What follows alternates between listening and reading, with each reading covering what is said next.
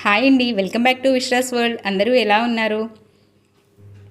నా మ్యారేజ్ అవ్వకముందైతే మా అమ్మ వాళ్ళ ఇంటి ఎదురుగా ఒక 2 కుటుంబాలైతే ఉండేవి.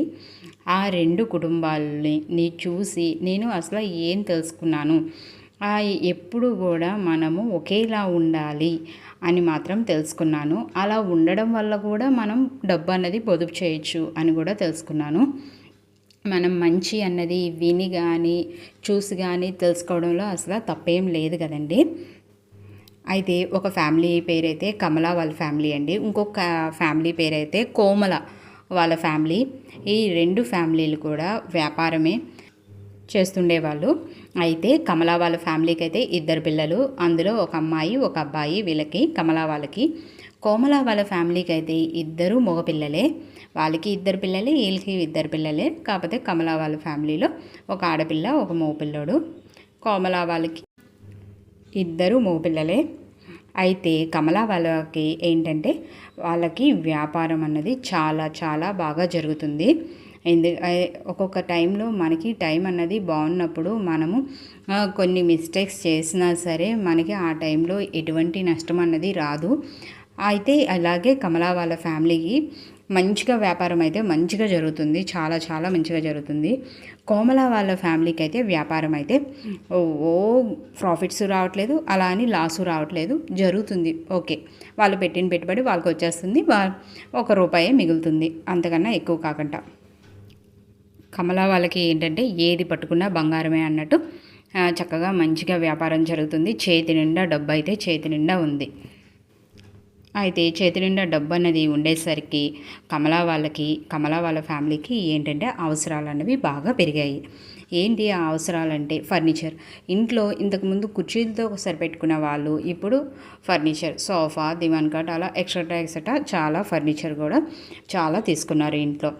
తర్వాత బట్టలు, షాపింగ్ అలాంటివన్నీ కూడా వాళ్ళకి పెరిగిపోయినాయి. తర్వాత కనిపించిన ప్రతి బండి ఇళ్ళమ్మట బళ్ళయి వెళ్తూ ఉంటాయి కదండి, అలాగా అవి ఫ్యాన్సీ థింగ్సే కానీ లేకపోతే బట్టలే కానీ ఏదైనా కనిపించిన ప్రతి బండిని ఆపి ఈ కమల వాళ్ళ కుటుంబం కొనుక్కునేవాళ్ళు ఇష్టం వచ్చినట్టు. పనికి వస్తుందా పనికిరాదా అని ఆలోచించకుండా.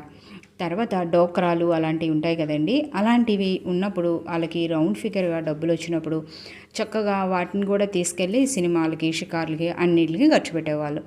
అంతేగాని వాళ్ళకి బాగుంటుంది కదా, మనం ఏదైనా దాచుకుంటే అన్న ఆలోచన అయితే వాళ్ళకి అస్సలు లేదు.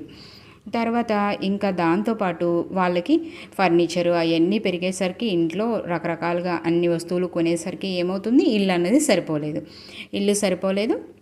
ఆ ఇంటి అద్దె 2,000 ఇంటి అద్దెలో ఉండేవాళ్ళు, వాళ్ళు 5,000 ఇంటి అద్దెలోకి షిఫ్ట్ అయ్యారు.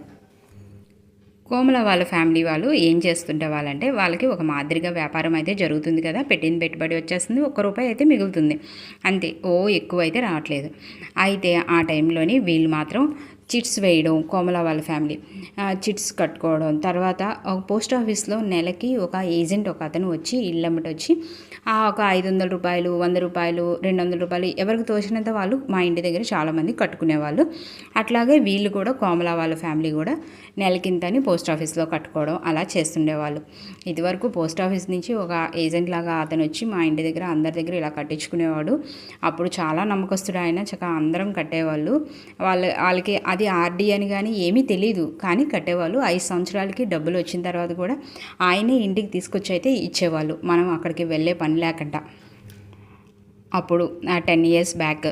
కానీ అప్పుడైతే ఒకరిని నమ్మి ఏదైనా ఒక డబ్బులు ఇవ్వడం అవి చేయగలం. ఇప్పుడైతే అస్సలు ఒకరిని నమ్మి అలాగా డబ్బులు అయితే కట్టలేకపోతున్నాము, ఎవరు ఎలాంటి వాళ్ళో తెలియట్లేదు కాబట్టి. అయితే కోమల వాళ్ళ ఫ్యామిలీ అయితే చక్కగా ఇలాగా పొదుపులు చేసుకోవడం మొదలుపెట్టారు. ఒకరి చిట్స్లోని ఒకలాగా ఆర్డీలు కట్టడం అలాగా చేశారు. అయితే కమల వాళ్ళ ఫ్యామిలీలో ఇంకా వాళ్ళకి ఇంటి దగ్గర నుంచి షాప్కి వెళ్ళడానికి ఇదివరకు వాళ్ళు సైకిల్ని వాడుకునేవాళ్ళు. ఎప్పుడు డబ్బు అనేది ఎక్కువగా లేనప్పుడు, వ్యాపారం అనేది బాగున్నప్పుడు. వ్యాపారం ఎప్పుడు బాగుందో అప్పుడు వెంటనే వాళ్ళు బైక్ తీసుకున్నారు. బైక్ అది కూడా డబ్బులు పెట్టి కాదు, ఈఎంఐ మీద బైక్ అయితే తీసుకున్నారు. అలాగా ఒక 5-6 సంవత్సరాలు అవుతుంది. ఆ 5-6 సంవత్సరాలకి వాళ్ళ వ్యాపారం అన్నది కొంచెం తగ్గుతూ వచ్చింది స్లోగా. దానికి తోడు వాళ్ళ ఎదురుంగా ఇంకొక షాప్ అయితే పెట్టారు. కాంపిటీషన్ మొదలైంది. ఎందుకంటే ఏదైనా ఒకటి బాగుంది వ్యాపారం అంటే చూసినోళ్ళు వచ్చినోళ్ళు ఇది బాగుంది కదా, మనం కూడా పెట్టుకోవచ్చు కదా అలాగా అని చెప్పి ప్లాన్ చేసుకుంటారు కదా. అట్లాగా అలా ఇంకో షాప్ అయితే పెట్టారు ఎదురుంగా. వ్యాపారం కూడా తగ్గుతుంది, దానికి తోడు కాంపిటీషన్ పెరిగిపోయింది. అయితే కోమల వాళ్ళకి చక్కగా ఆర్డీలు, చిట్స్ ఇలాంటివన్నీ ఒక 5-6 సంవత్సరాల్లో ఇలాంటివన్నీ వాళ్ళకి అందుతున్నాయి. అందిన టైంలో వాళ్ళు ఏం చేశారంటే చక్కగా వాటిని తీసుకెళ్ళి సిటీ అవుట్స్కట్స్లో చివరో ఎక్కడో ఒక చోట స్థలం అయితే ఒక 50 గజాల్లో స్థలం కొనుక్కున్నారు. నెమ్మదిగా దాన్ని 50 గజాల్లో స్థలం కొనుక్కున్నారు కదా, ఆ స్థలాన్ని నెమ్మదిగా ఇల్లు అయితే కట్టుకున్నారు. అయితే వీళ్ళకైతే వ్యాపారం అన్నది ఒక మాదిరిగానే సాగుతుంది. కానీ వీళ్ళకి ఇంకా కాంపిటీషన్ అయితే ఎవరు ఏ షాపులు ఓపెన్ చేయలేదు. ఎందుకంటే ఈ వ్యాపారం అన్నది మరీ ప్రాఫిట్లోనే లేదు, మరీ లాస్లోనే లేదు కదా. ప్రాఫిట్లో ఉన్న వాళ్ళకి ఏమవుతుంది, చూసి వాళ్ళ వ్యాపారం బాగుంది అని చెప్పి ఒక కాంపిటీషన్గా ఎవరో ఒకరు షాప్ పెట్టడం అలా చేస్తారు. వీళ్ళకైతే ఆ సమస్య కూడా లేదు. అయితే వీళ్ళు ఏమైంది, వ్యాపారం కమలా వాళ్ళది వ్యాపారం అనేది తగ్గుతుంది.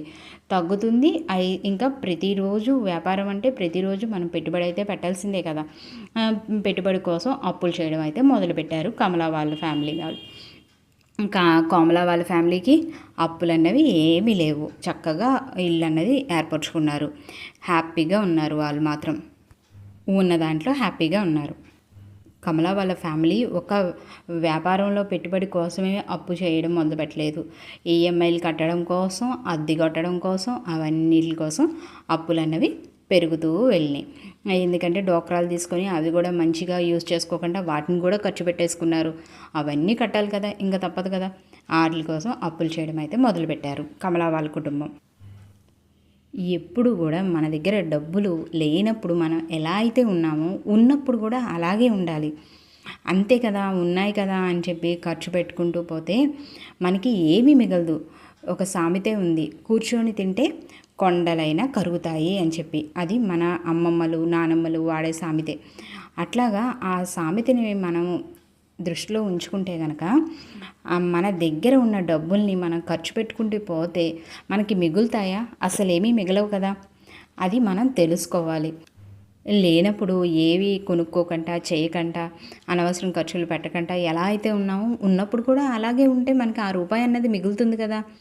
పోనీ మనకి ఉన్నప్పుడు మన సంతోషం కోసం కొంతమందికి కొన్ని సంతోషాలు ఉంటాయి. ఒకరికి బట్టలు కొనుక్కుంటే సంతోషం, ఒకరికి ఇంకా ఏదైనా హోమ్ డెకరేషన్ కోసం ఏదైనా కొనుక్కుంటే సంతోషం.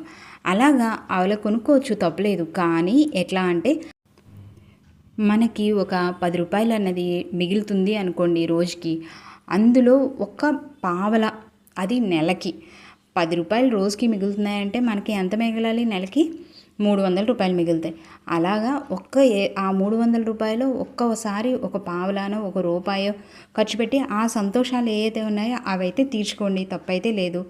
కానీ అదే పనిగా ఆ 300 రూపాయలని ఖర్చు చేసుకుంటే ఇంకా మనకి దాచుకోవడానికి డబ్బులు లేకుండా చేసుకోకూడదు అని నేను చెప్తున్నాను. మనం ఏమీ లేదు, చిన్న ఎగ్జాంపుల్, రోజు మనకి పంపులు వస్తే మళ్ళీ మనం రేపటికి కూడా సరిపడా వాటర్ అయితే పట్టయితే ఉంచుకుంటాం. ఎందుకని, ఒకవేళ సాయంత్రం పంపులు రాకపోయినా సరే మళ్ళీ మనం రేపటి వరకు ఆ వాటర్ కోసం ఇబ్బంది పడకూడదనే కదా. మరి అంత నీటి గురించే మనం అంత ఆలోచించి అంత జాగ్రత్త పడుతున్నాం కదా. మరి డబ్బు విషయంలో ఎందుకు మనం అంత ఆలోచించకుండా అంత అజాగ్రత్తగా ఉంటున్నాము, అది మనం ఆలోచించాలి.